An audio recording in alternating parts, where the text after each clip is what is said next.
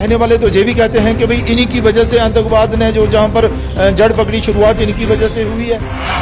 फारूक अब्दुल्ला जो थे वो चीफ मिनिस्टर थे और उसी के उन्हीं दौरान यहाँ पर आतंकवादियों को शह दी गई, ठहराया गया, बैठाया गया और फिर मस्जिदों में उनके घर भी बनाए गए और कितना अत्याचार जो था वो हुआ था।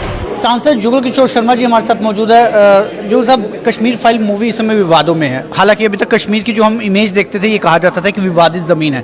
अब कश्मीर फाइल्स के माध्यम से कश्मीर की एक अलग इमेज है। 1990 में जिस तरह से हमारे कश्मीर पंडित भाइयों को वहाँ से विस्थापन का दर्द सहना पड़ा, लेकिन कश्मीर के ही नेता ये कह रहे हैं कि जब ये विस्थापन हुआ उस समय केंद्र में वीपी सिंह की सरकार थी और भाजपा ने अपना समर्थन दिया था, तो दोषी भाजपा भी आती है। भाजपा किस तरह से डिफेंड करेगी इसे?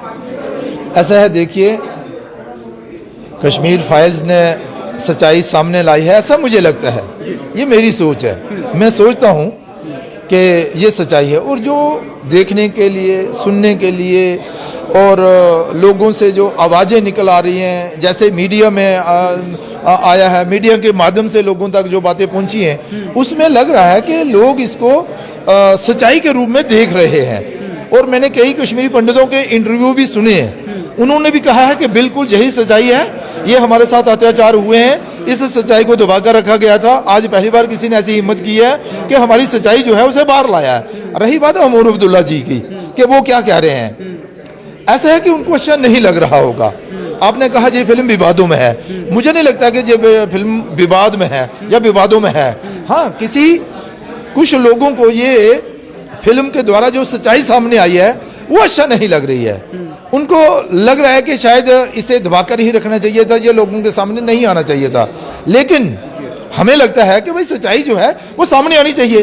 लेकिन एक बात जरूर है, अगर किसी को लगता है ये सच्चाई नहीं है तो वो बताए ना कि क्या सच्चाई है। लेकिन वो लीडर कहता है कि दोषी भाजपा ही है, उसमें सेंटर में भाजपा ने सपोर्ट किया था वीपी सिंह सरकार को 1990 में। अरे भैया, कश्मीर घाटी में किसकी सरकार थी? कौन लोग जहाँ पर हुकूमत करते थे?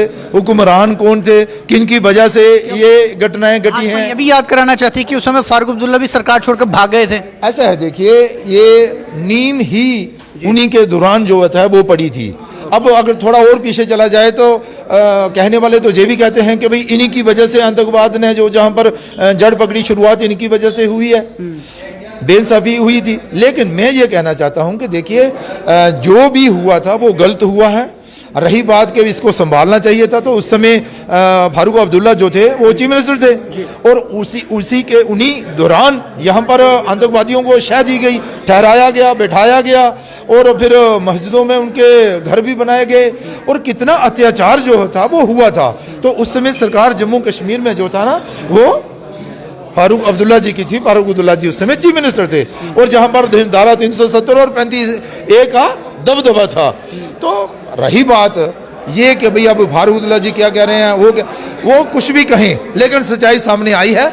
लोगों को सच्चाई जो है वो दिखी है कि भाई ऐसी कश्मीरी पंडित जो है वो रो रो कर आज ये कह रहे हैं कि नहीं यही सच्चाई थी, अब आ जाकर सामने आई है। अगर किसी को लगता है कि नहीं ये सच्चाई नहीं है तो सच्चाई क्या है उसे सामने लाए ना। जो लोग ऐसा कहते हैं उनको चाहिए कि भाई जो सच्चाई है वो सामने लाएं, लेकिन लगता है कि भाई ये सच्चाई है। धन्यवाद। ये सच्चाई है और ये लगता है कि ये सच्चाई है, और जो आरोप विपक्ष ये लगा रहा है कि इस सच्चाई के पीछे भी भाजपा ही है, क्योंकि केंद्र सरकार में उस समय वीपी सिंह सरकार का समर्थन भाजपा का था। तो ऐसे में सांसद जुगल किशोर शर्मा जी ये चेताना चाहते हैं कि विपक्ष को ये भी याद रखना चाहिए कि जब आतंकवाद कश्मीर में पनपा तो उसके पीछे भी वही लोग मौजूद थे। आप जुड़ रहे हैं न्यूज़ टुडे न्यूज़ के साथ।